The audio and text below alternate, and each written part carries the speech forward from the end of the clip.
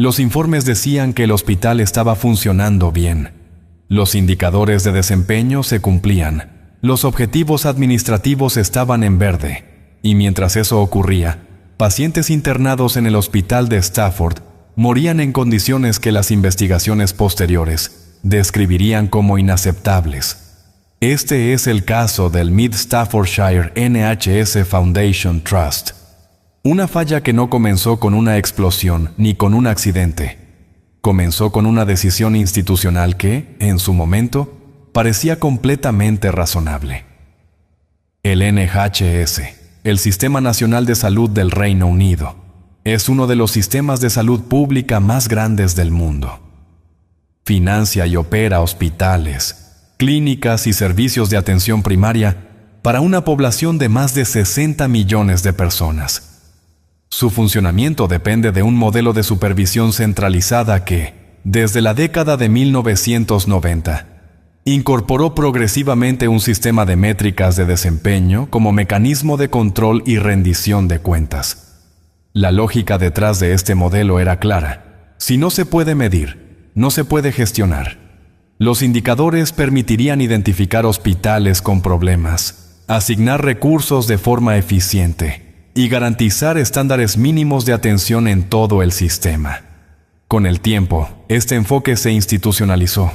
Los hospitales eran evaluados, clasificados y financiados en función de indicadores concretos. Tiempos de espera en urgencias, tasas de ocupación de camas, costos por paciente atendido, cumplimiento de protocolos administrativos, tasas de infecciones hospitalarias reportadas. Cada indicador tenía un umbral. Superar ese umbral tenía consecuencias directas sobre la clasificación del hospital, su acceso a financiamiento y su capacidad de operar con autonomía. Los directivos hospitalarios aprendieron rápidamente que el sistema recompensaba a quienes cumplían los números, independientemente de cómo se alcanzaran esos números. Esa dinámica no era exclusiva del Mid Staffordshire. Era la lógica operativa del sistema en su conjunto. A mediados de la década de 2000, el Mid Staffordshire NHS Foundation Trust buscaba obtener el estatus de Foundation Trust, una categoría que otorgaba mayor autonomía de gestión y acceso a financiamiento adicional. Para lograrlo, el hospital necesitaba cumplir una serie de indicadores específicos dentro de plazos definidos. La presión no era individual, era estructural. El sistema recompensaba el cumplimiento de métricas, y el hospital respondió a esa presión de la única forma que el sistema reconocía como éxito: optimizando los números. Lo que ocurrió a continuación no fue el resultado de una decisión aislada. Fue la consecuencia acumulada de varias decisiones que, vistas por separado, tenían justificación dentro del marco institucional vigente. Para cumplir los objetivos financieros requeridos por el proceso de certificación, la dirección del hospital implementó una reducción significativa de personal. Según el informe Francis, publicado en 2013 tras una investigación pública formal, esta reducción afectó directamente la dotación de enfermería en áreas críticas. La lógica era comprensible dentro del marco de gestión hospitalaria: reducir costos operativos para cumplir los umbrales financieros exigidos.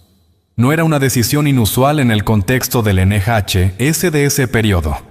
Otros hospitales enfrentaban presiones similares y tomaban decisiones similares.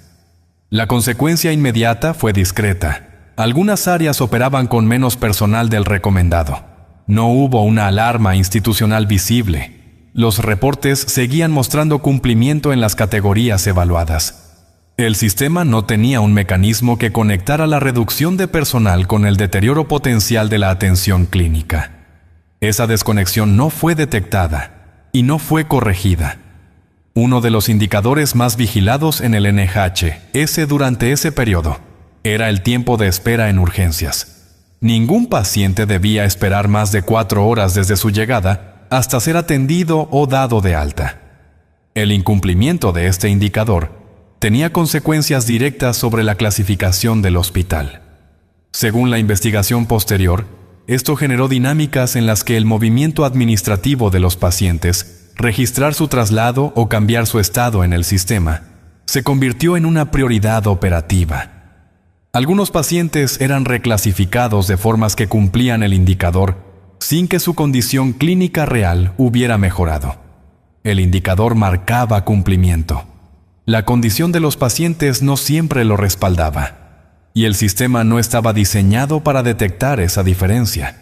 Lo que se medía y lo que ocurría dentro del hospital comenzaban a divergir, de forma silenciosa y sin activar ninguna respuesta formal. Las investigaciones documentaron que durante este periodo existieron quejas formales de pacientes y familiares, así como preocupaciones expresadas por personal clínico. Sin embargo, los mecanismos institucionales de respuesta estaban orientados principalmente a gestionar la queja administrativa, no a identificar patrones de deterioro en la atención real. Cada señal fue procesada de forma aislada. Ninguna activó una revisión sistémica. El riesgo se acumuló en silencio, dentro de un sistema que medía muchas cosas, pero no medía lo que estaba fallando. Las señales existían. El sistema no estaba configurado para reconocerlas como parte de un mismo problema. En 2007, una organización independiente de análisis de mortalidad hospitalaria, Dr. Foster Intelligence, publicó datos que indicaban que el Mid Staffordshire NHS Foundation Trust presentaba tasas de mortalidad significativamente superiores a la media esperada para hospitales de su tamaño y perfil. Era un indicador externo, concreto y documentado. A pesar de ello, el hospital obtuvo el estatus de Foundation Trust en 2008. Los mecanismos de supervisión interna no habían generado una intervención correctiva. La distancia entre los datos externos y la respuesta institucional es uno de los elementos más documentados del caso. Fue la presión pública, impulsada principalmente por un grupo de familiares de pacientes fallecidos conocido como Cure de NHS, lo que forzó la apertura de una investigación formal. A partir de ese momento, el proceso ya no podía contenerse institucionalmente. Lo que el sistema interno no había detectado o no había procesado como urgente, quedó expuesto desde afuera. La investigación conducida por Robert Francis Kusi, cuyo informe final fue publicado en febrero de 2013, documentó un patrón sostenido de atención deficiente en el Hospital de Stafford durante el periodo 2005 a 2009. El informe describe casos en los que pacientes no recibieron hidratación adecuada, no fueron asistidos en necesidades básicas y no fueron monitoreados de acuerdo con los estándares clínicos establecidos. Las estimaciones sobre el número de muertes atribuibles a la atención deficiente varían.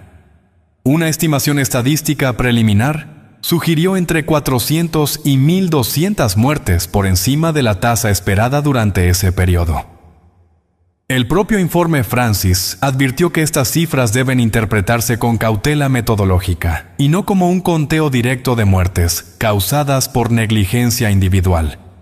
El informe formuló 290 recomendaciones dirigidas al NHS y al Sistema de Supervisión Sanitaria del Reino Unido.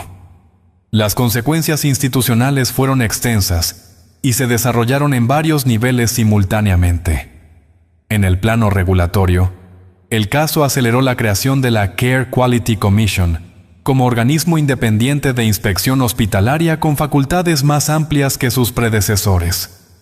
En el plano cultural, el informe introdujo el concepto de Openness Duty, la obligación formal del personal sanitario de reportar fallas sin temor a represalias, un mecanismo que hasta entonces no existía de forma estructurada en el NHS.